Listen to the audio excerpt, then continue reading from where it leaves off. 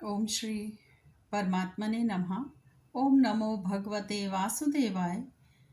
कार्तिक मास का महात्म, अध्याय 13वां।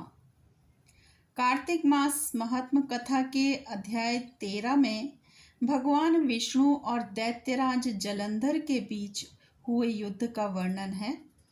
इस अध्याय की कथा इस प्रकार है कि नारद जी बोले, जलंधर राहु की इन बातों को सुनकर क्रोधित हो अपने दैत्यों को साथ लेकर जल्दी जल्दी चल दिया। जल्दी के कारण उसका मुकुट पृथ्वी पर गिर गया और वह खुद भी फिसल गया। दैत्यों की सेना के सैकड़ों विमान आकाश में ऐसे छा गए जैसे वर्षा ऋतु में बादल। तब उसको आता हुआ देखकर इंद्रादिक सब देवता छिपकर शिवजी के पास गए और बोले कि हे स्वामिन, देवताओं की इस विपत्ति को क्या आप नहीं जानते हो? आप जलंधर का वध करके हमारी रक्षा करो। इस प्रकार देवताओं के वचनों को सुनकर महादेव जी ने हंसकर विष्णु भगवान को बुलाया और कहा कि आपने संग्राम में जलंधर को क्यों नहीं मारा? अपने वैकुंठ को छोड़कर उसके घर क्यों जा बसे हो? तो विष्णु भगवान बोले, आपके अंश से उसका जन्म है और लक्ष्मी जी का वह भ्राता है, इसलिए उस दैत्य को नहीं मारा, आप ही मारिए। तो शिवजी ने कहा कि ये बड़ा तपस्वी है, इन शस्त्रों से मेरे हाथ से नहीं मरेगा, इससे सब देवताओं सहित अपने तेज का अंश मुझे अस्त्र बनाने के लिए दो। तो नारद जी आगे बोले, तब सबने अपने अपने तेज दिए, वे मिलकर एक हो गए।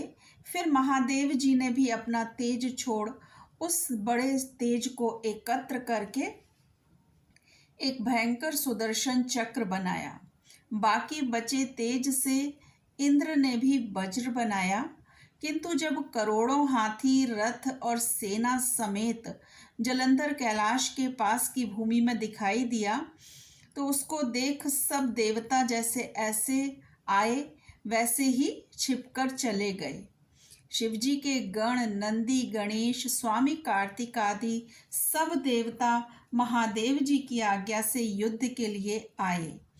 वीरों को प्रसन्न करने वाले भेरी, मृदंग और शंख ध्वनियों तथा हाथी घोड़ा रथों के चलने से भूमि कांपने लगी।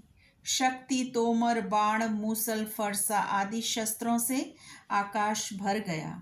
युद्ध में मरे हुए दैत्य को मृत संजीवनी द्वारा शुक्राचार्य बार बार जीवित करने लगे। देवों ने शिवजी के पास जाकर शुक्राचार्य का सब चरित्र कहा। तब महादेव जी के मुख से भयंकर कृत्या राक्षसी पैदा हुई, जिसकी ताड़ वृक्ष के समान जांघ और गुफा के समान मुख था। वह उस युद्ध में आकर असुरों का भक्षण करने लगी और शुक्राचार्य को अपनी भग में धर आकाश में अंतर ध्यान हो गई। तब देवता शुक्र को पकड़ा हुआ देखकर आनंद से दैत्यों को मारने लगे। शिवजी के गणों से भयभीत दैत्यों की सेना ऐसे अलग थलग हो गई जैसे वायु के वेग से चलने से तृण समूह बिखर जाता है। गणों के भय से भागी सेना को देखकर सेनापति निशुंभ, शुंभ और कालनेमी अति क्रोध करके युद्ध में गए।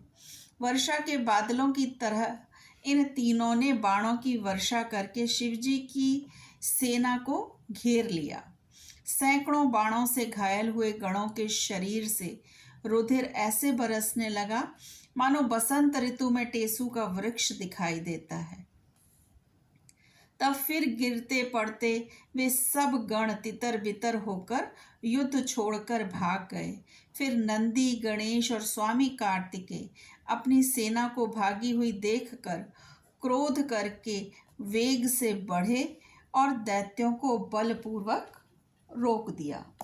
यह संपूर्ण कथा धर्म, वीरता और ईश्वरीय न्याय का प्रतिपादन करती है, जिसमें देवताओं की परीक्षा और भगवान विष्णु की करुणा का गूढ़ संदेश निहित है।